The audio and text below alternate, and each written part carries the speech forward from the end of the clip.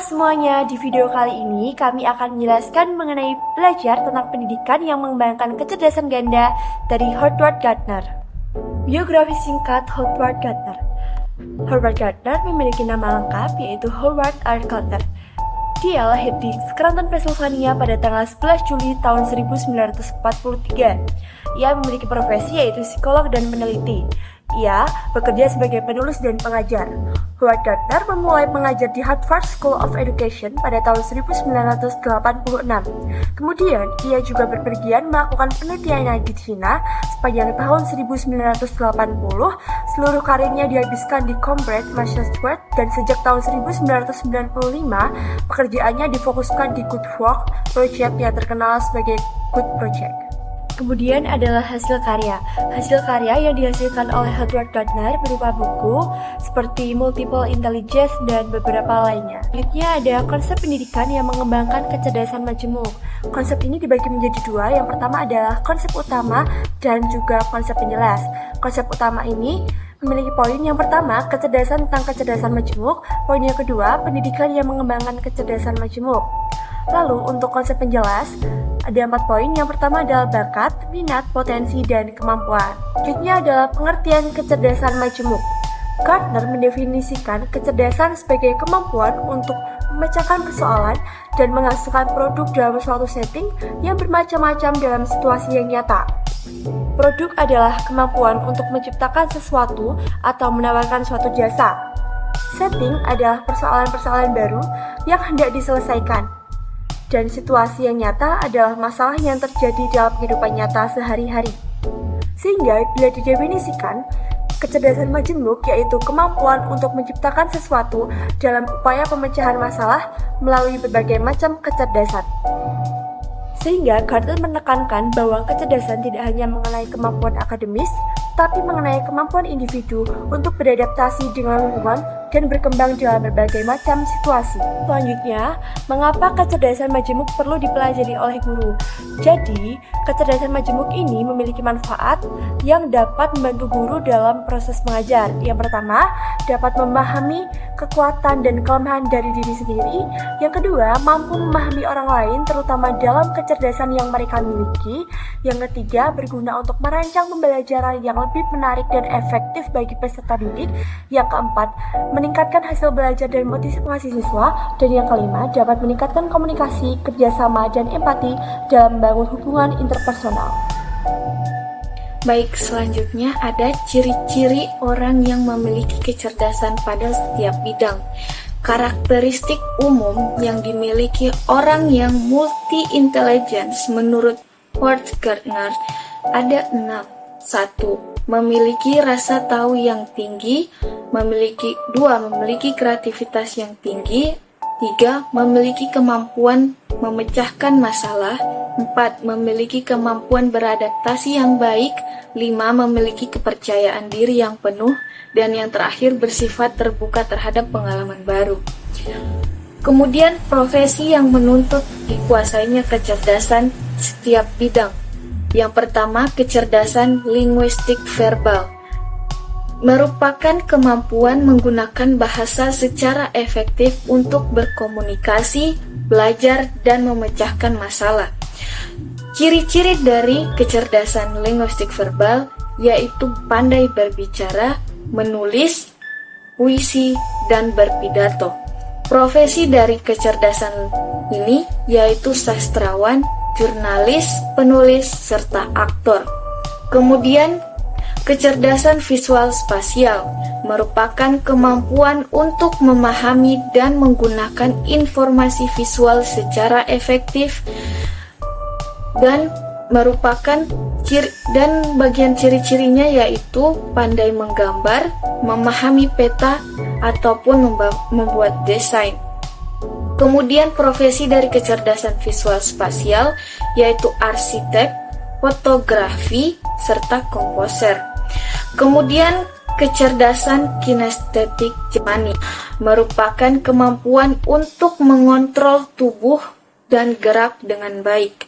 Ciri-ciri dari kecerdasan kinestetik jasmani yaitu pandai dalam menari, atletik, dan prakarya. Profesi dari bidang ini yaitu atlet dan penari. Kemudian kecerdasan musikal merupakan kemampuan untuk memahami, memproduksi, dan menikmati musik. Ciri-ciri dari kecerdasan ini yaitu pandai dalam bernyanyi, bermain musik, dan memahami melodi. Profesi dari bidang ini yaitu penyanyi serta komposer. Kemudian kecerdasan interpersonal merupakan kemampuan untuk memahami dan berinteraksi dengan orang lain. Ciri-cirinya seperti berkomunikasi dengan orang lain dan pandai dalam bekerja sama. Profesi untuk bidang ini yaitu psikolog, pramuniaga, serta politis. Kemudian ada kecerdasan intrapersonal, merupakan kemampuan untuk memahami diri dan mengelola emosi serta perilaku diri sendiri. Ciri-cirinya seperti pandai dalam manajemen, memotivasi, dan pengembangan diri. Contoh dari profesi dari bidang ini yaitu ahli komunikasi serta konselor. Yang terakhir, kecerdasan naturalis, yaitu kemampuan untuk memahami dan menghargai alam. Ciri-ciri dari kecerdasan naturalis yaitu pandai dalam berkebun, bercocok tanam, dan pelestarian alam serta lingkungannya. Profesi dari bidang ini yaitu ahli kehutanan, petani, serta pemandu wisata. Yang terakhir, kecerdasan eksistensial merupakan kemampuan untuk merenungkan makna hidup. Ciri-cirinya seperti pandai dalam spiritualitas, filsafat, dan juga pencarian makna hidup. Profesi dari bidang ini yaitu filsuf, penulis, serta aktivis. Cara mengetahui bidang mana yang dapat menjadi bakat seorang anak secara umum. Nah, ada beberapa cara yang biasanya dilakukan oleh orang tua untuk mengetahui bidang mana yang dapat menjadi bakat seorang anak. Antara lain, yang pertama, mengamati aktivitas yang disukai oleh anak. Yang kedua, memperhatikan gaya belajar anak. Yang ketiga, menjalin komunikasi mengenai ketertarikan anak. Yang keempat, mengajak anak untuk mencoba hal-hal yang baru. Yang kelima, membiarkan anak untuk melakukan suatu eksperimen dalam rangka berkreasi. Yang keenam, mendengarkan cerita pengalaman anak dengan lingkungan di sekitarnya.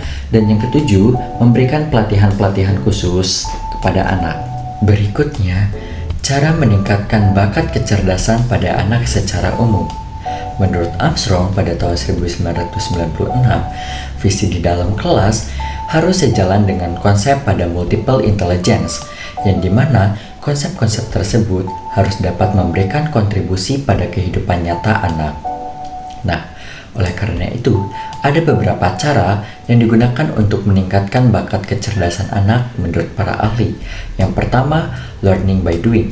Learning by doing dapat diartikan bahwa semua kecerdasan dapat bekerja sama melalui aktivitas yang dilakukan oleh anak. Yang kedua, learn in relaxed but challenging situation, yang dapat diartikan bahwa anak dapat diberi kesempatan untuk menunjukkan kecerdasannya dengan memberikan lingkungan yang mendukung bagi perkembangannya. Yang ketiga, learn with music and rhythm, yang dapat diartikan bahwa seorang anak dapat belajar melalui irama, nada, dan ritme. Yang keempat, learning by talking with each other, yang digunakan untuk meningkatkan kecerdasan linguistik verbal dan kecerdasan interpersonal. Yang kelima, learning by touching, tasting, and smelling, yang digunakan untuk meningkatkan kecerdasan kinestetik pada anak. Ciri-ciri pendidikan yang mengembangkan kecerdasan majemuk. Yang pertama, menghargai perbedaan individu. Setiap anak memiliki bakat dan kecerdasan yang unik. Pendidik memberikan kesempatan kepada setiap anak untuk belajar dan berkembang dengan cara mereka sendiri. Yang kedua, menggunakan berbagai pendekatan pembelajaran. Tentu tidak ada pembelajaran yang cocok untuk semua anak. Pendidikan yang mengembangkan kecerdasan majemuk menggunakan berbagai pendekatan pembelajaran seperti visual, auditori, kinestetik, dan kolaboratif untuk memenuhi kebutuhan belajar yang berbeda-beda. 3. Menekankan pada pembelajaran yang aktif dan bermakna. anak-anak belajar dengan lebih baik ketika mereka terlibat secara aktif dalam proses pembelajaran pendidikan yang mengembangkan kecerdasan majemuk, menekankan pada pembelajaran yang aktif dan bermakna, di mana anak-anak dapat menerapkan pengetahuan dan keterampilan mereka dalam situasi yang nyata. Keempat, memberikan kesempatan untuk berkreasi dan berinovasi. Kecerdasan majemuk tidak hanya tentang belajar fakta dan angka. Pendidikan yang mengembangkan kecerdasan majemuk memberikan kesempatan kepada anak-anak untuk berkreasi dan berinovasi. Yang kelima, menumbuhkan rasa percaya diri dan kemandirian. Pendidikan yang mengembangkan kecerdasan majemuk membantu anak-anak untuk mengembangkan rasa percaya diri dan kemandirian. Anak-anak didorong untuk mengambil resiko, belajar dari kesalahan mereka, dan menjadi pembelajar mandiri. Keenam, menjalin kemitraan dengan orang tua dan masyarakat. Pendidikan yang mengembangkan kecerdasan majemuk tidak hanya di sekolah. Peran orang tua dan masyarakat juga penting dalam membantu anak-anak mengembangkan kecerdasan mereka. Ciri-ciri pendidikan yang tidak mengembangkan kecerdasan majemuk. Yang pertama, pendidikan yang terlalu fokus pada tes dan penilaian tradisional. Pendidikan yang hanya berfokus pada tes dan nilai untuk mengukur tingkat keberhasilan siswa tanpa memandang segi minat dan bakat siswa yang beragam. 2. Kurikulum yang monoton. Kurikulum ini hanya berfokus pada suatu mata pelajaran tertentu tanpa memberikan ruang eksplorasi dan pengembangan bakat secara individu. Ketiga, metode pembelajaran yang monoton. Penggunaan metode pembelajaran yang sama untuk seluruh siswa tanpa mempertimbangkan gaya belajar dan kecerdasan yang setiap siswanya. 4. Kurangnya interaksi dan kolaborasi dalam belajar. Sistem pendidikan yang menekankan belajar mandiri dan kompetensi antar siswa tanpa mendorong interaksi dan kolaborasi terutama dalam proses pembelajaran. Kelima, kurangnya dukungan untuk kreativitas dan inovasi siswa. Pendidikan yang tidak memberikan ruang bagi siswa untuk berkreasi dan berinovasi dan hanya berfokus pada menghafal dan mengikuti instruksi. Contoh konkret pendidik yang melaksanakan pendidikan untuk mengembangkan kecerdasan majemuk. Yang pertama, pemetaan kecerdasan majemuk, melakukan observasi dan penilaian terhadap peserta didik untuk mengidentifikasi profil kecerdasan majemuk mereka serta melibatkan orang tua dalam proses identifikasi kecerdasan majemuk anak mereka. 2. Desain pembelajaran yang beragam. Menyusun kurikulum materi pembelajaran yang mengakomodasi berbagai gaya belajar dan kecerdasan serta menggunakan berbagai metode pembelajaran yang menarik dan interaktif seperti pembelajaran berbasis proyek, belajar melalui bermain, pembelajaran kolaboratif, pembelajaran berbasis pengalaman. Ketiga, memberikan kesempatan. Berikan kesempatan bagi peserta didik untuk mengeksplorasi minat dan bakat mereka melalui berbagai kegiatan seperti seni dan budaya, olahraga, keterampilan hidup. Yang keempat, penilaian yang menjadi lebih relevan. Melakukan penilaian terhadap berbagai aspek kecerdasan tidak hanya terpaku pada tes akademis, serta menggunakan berbagai metode penilaian seperti portofolio, penilaian diri, penilaian oleh teman sebaya. Kelima, kolaborasi dengan orang tua dan masyarakat. Melibatkan orang tua dalam proses pembelajaran dan pengembangan kecerdasan majemuk anak mereka secara bekerja sama dengan berbagai pihak di masyarakat untuk menyediakan berbagai sumber belajar dan kesempatan bagi peserta didik untuk mengembangkan potensi mereka. Konsep penjelas bakat. Menurut Gardner, bakat adalah kemampuan bawaan yang dimiliki individu dalam satu atau lebih dari 9 kecerdasan. Potensi. Menurut Gardner, mendefinisikan potensi sebagai kemampuan individu untuk memecahkan masalah dan menghasilkan produk dalam berbagai bidang.